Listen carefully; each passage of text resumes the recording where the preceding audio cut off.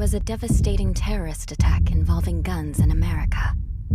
That same day, It was enough to keep me going, but I don't even get to have that much.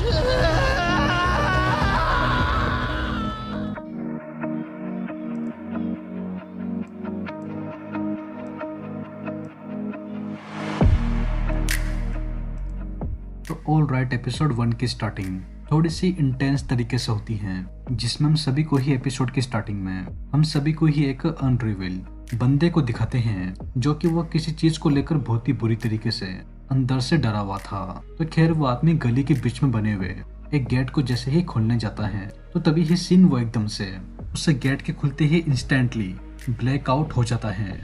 Well, अब उसे gate के अंदर क्या था and वो बंदा कौन था जो कि उसे गेट को खोलने की कोशिश कर रहा था, तो इस बारे में आप सभी को भी बहुत ही जल्द एपिसोड में आगे चलकर अपना पे ही देखकर अच्छे से पता चल जाएगा, क्योंकि अब ये सीरीज ठीक की तरह से ही एक बहुत ही बड़े लफड़े की तरफ जाने वाली है।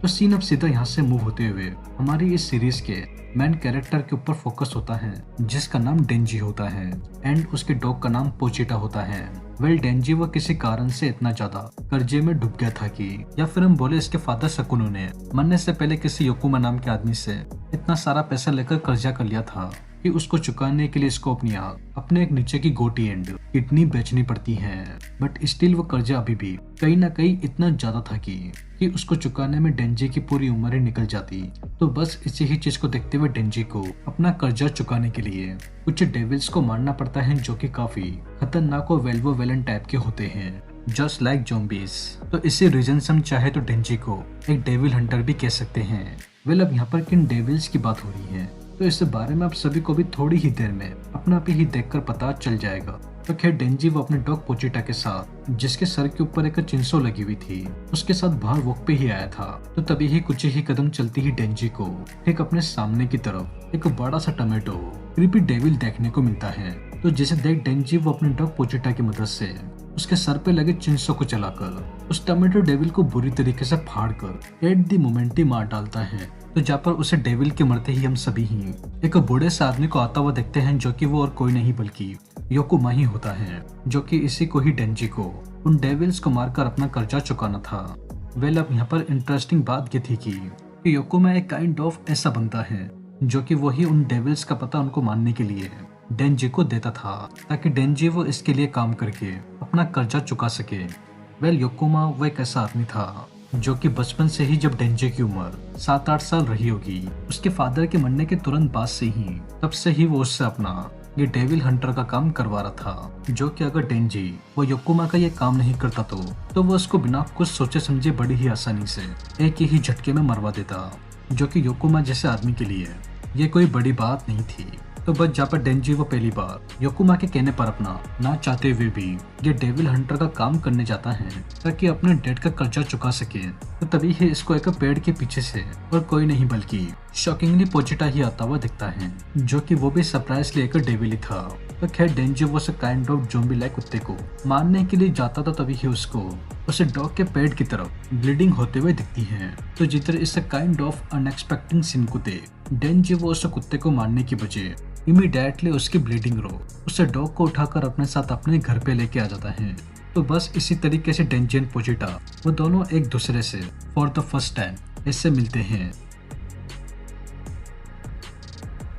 तो बस सीन इन फ्लैशबैक से इंस्टेंटली मूव होते हुए प्रेजेंट के ऊपर फोकस होता है, जहाँ पर डेंजी एंड पोचिटा वो दोनों ही उसे टोमेटो डेविल को मारने के बाद अपने रूम के अंदर रेस्ट ही कर रहे थे। तो उससे ही बीच योकुमा वो इन दोनों के लिए एक बार फिर से किसी डेविल को मारने का काम इनके पास लेकर आता है, जो कि आप कहानी में ठीक इधर से ही एक बहुत ही तगड़ा ट्विस्ट आने वाला है। आइए देखते हैं कैसे। सो बाय द वे पोचिटा एंड डेंजी को, जिनको कोई आइडिया नहीं था कि इनका नेक्स्ट डेविल हंट कैसा होने वाला है, वो दोनों ही योकुमा की कार के अंदर बैठकर सिटी से बाहर की तरफ बनी हुई, जिधर आसपास एक भी इंसान नहीं था, योकुमा वो उनको एक टूटी फूटी सी फैक्ट्री के अंदर लेकर आ जाता है। तो जिधर फैक्ट्री के अंदर आती ही आउट ऑफ नोवेयर अचानक से एक बड़ा ही क्रीपी सा दिखने वाला डेविल या फिर हम बोले ज़ॉम्बी वो एक बड़े से स्प्लैटर को डेंजी की पीठ के अंदर घुसा गोद में लिए हुए पोचिटा के मुंह के अंदर से बड़े ही बेरहमी से उसको फाड़ कर निकाल देता है, जो कि इनकी ऐसी हालत को करवाने वाला और कोई नहीं बल्कि एक सामने ही खड़ा हुआ योकुमाई होता है, जिसने बस कुछ चंद पैसों के लिए डेंजी की ऐसी हालत करवाई थी। तो समहाउ डेंजी एंड पोचिटा की जमीन पे गिरते ही हम सभी ही इसे बिल्डिंग के अंदर बहुत सारे क्रीपी से दिखने वाले ज़ॉम्बीज को देखते हैं, जो कि सीधा पोचिटा एंड डेंजी को ही मारने के लिए आ रहे थे।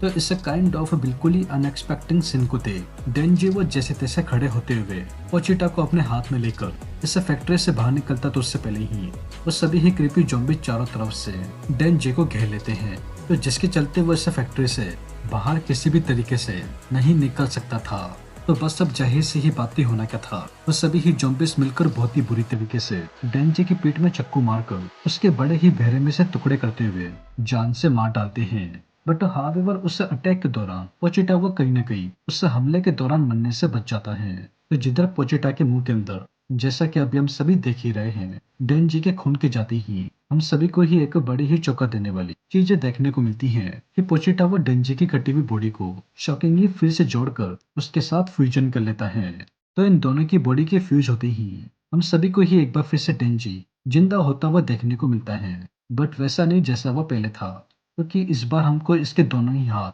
और इन्फेक्टेड चेहरे पे सेम पोचिटा की तरह चिन्सो देखने को मिलती हैं, जो कि काफी खतरनाक थी। तो बस डेंजी वो फाइनली फ्यूज होते हुए उन सभी ही क्रीपी से दिखने वाले ज़ॉम्बीज को बड़े ही बेरहमी से अपनी चिंसों से एक एक को काट काट कर मार डालता है।